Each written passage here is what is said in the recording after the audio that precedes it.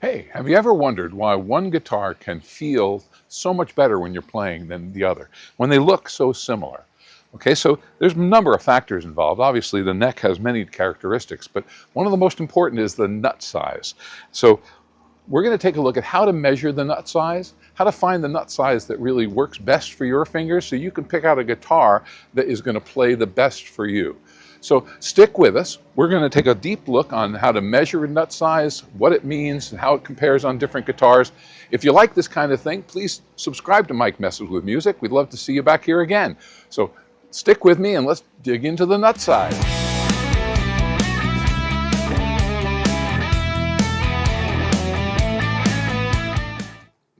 Okay, so let's start off by measuring the nut width. Now, I was under the misconception that the nut width was the width of the nut. What was I thinking?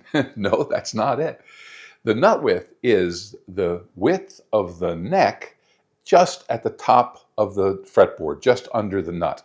Okay, the nut, of course, is that piece of material that is either typically bone or tusk, are the two most popular these days. And it has slots in it, and the slots are there for the strings to fit in, and it holds the spacing between the strings. Now, that then fits at the top of the fretboard, and then as it goes down to the fretboard matches up with it. So the nut width is actually the width of the fretboard just under the nut. So let's take the simplest measure using a standard ruler. And when I look at this with a standard ruler, it looks to be 1 3/4 less 1/16, and that's 1 11/16, okay, which is what the Gibson this was modeled after was supposed to be. So that is to spec, the way when I look at it with the ruler. Now let's look at this old Regal parlor guitar from apparently the 1930s, late 1930s, and it's got a different kind of, it looks like it's got an ebony nut, by the way. And then I measure this one and I come out exactly at 1 3/4 when I eyeball it, okay? So 1 3/4, that's a 1/16 difference. And I'm going to play both of these and I'm going to show you that I can play this one so much better than I can play that one because of that 1/16 difference. Now let's take a look with the calipers just to see what we get differently, if there is any difference. So now the calipers are really handy. You can measure everything from the gauge of the strings. You can actually measure the width of strings. You can check the depth. You can between the fretboard and the string. You can check the size of the neck. How deep is the neck?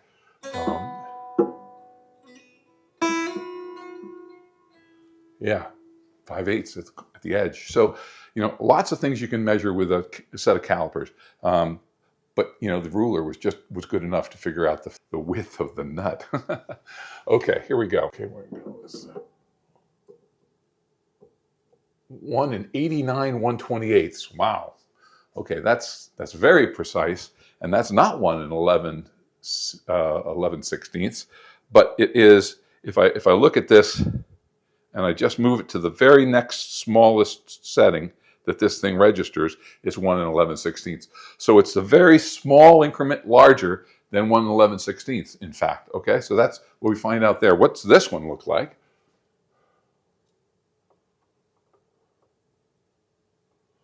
One 3/4, exactly. So precision in 1937 versus precision from Japanese artisans in 1970s, maybe a little off. So that's how we measure it. What's it mean? Many things when playing the guitar are personal preferences. When I say this is a personal preference, it's from your history, right? So when I first started playing guitar, let's not go into how many years ago that was, this was the guitar, this and a mate to this guitar, which was originally sold by Hohner, this Yamaha was my guitar to learn on. 2 3/64. Whoa, you needed big hands to get across that, right? So that was the extreme. And so that's where I started. And so as I developed my playing and I wanted something more, I ended up with slightly narrower on the Cremona guitar that I play. That is just under 2 inches.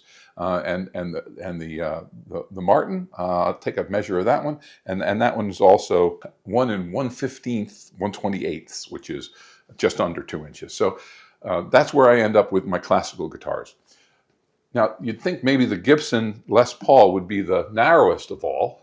By the way, notice the nut on this one is very different. 1 47/64. And I'm going to show on a scale what these are on the video. This is not a bone nut. It's not a tusk nut. It's a metal nut. And I thought I bought this guitar new, and I thought somewhere along the line when I was changing the strings, maybe I lost the nut. And I actually went online looking for a nut, and there are Les Pauls that have normal nuts. And I bought one, and there's no place to put it because this self-tuning studio Les Paul, the year that I bought it, by the way, nobody seems to like this model. I don't think I'll ever be able to sell it. Has this not a normal nut? Okay, and it's narrow, right? So nothing I have is narrower than that. So this is the narrowest guitar. Yet this is very easy to play, and one of the reasons for that is how shallow the neck is. And it's not, so that just goes to show you, it's not just the nut size, it's all the other characteristics as well. But I love playing this guitar, and I'm able to play it, but nowhere near as well as I can play this one. So when it comes to a steel string guitar, this is my best that I can play, and it's because it's the widest. There's one other I'm going to compare, and let's see. The measure you'll see here is for my 12-string Godin guitar, which is steel strings and 12 strings. It's 1 15/16. So it's really quite wide, and it's easier for me to play than a 6-string like that one, a steel acoustic guitar. And 12 strings are supposed to be a lot harder to play. So that Godin is probably the easiest to play 12-string that's out there for a former nylon only player like myself.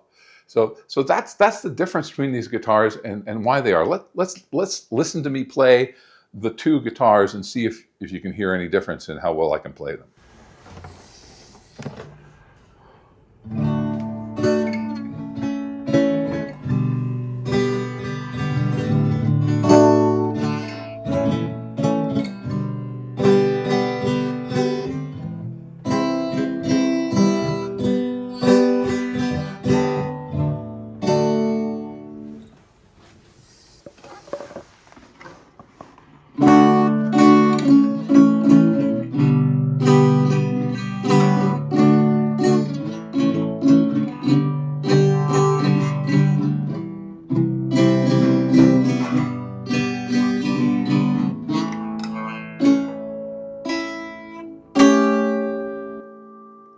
I don't know if you can see the difference or hear the difference, but I can feel the difference. This one's so much easier for me to play.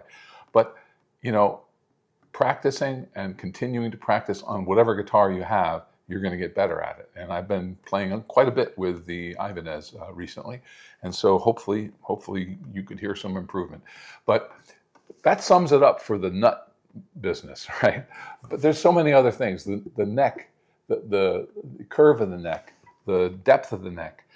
This one has a completely different feel than any other. It's actually got a ridge down the back of the neck, which for whatever reason is so comfortable to me. That one's got more of a shallow neck and flatter. So many different things affect the playability of a guitar. So I don't want to say the nut is it, but the nut for me, I'm looking for a bit wider nut. I mean, this okay. So, until then, please keep messing with music and subscribe and like if you liked this and want to subscribe to it. And, we'll keep on keeping on and bringing you more information as we go. So thanks for listening and keep messing with music.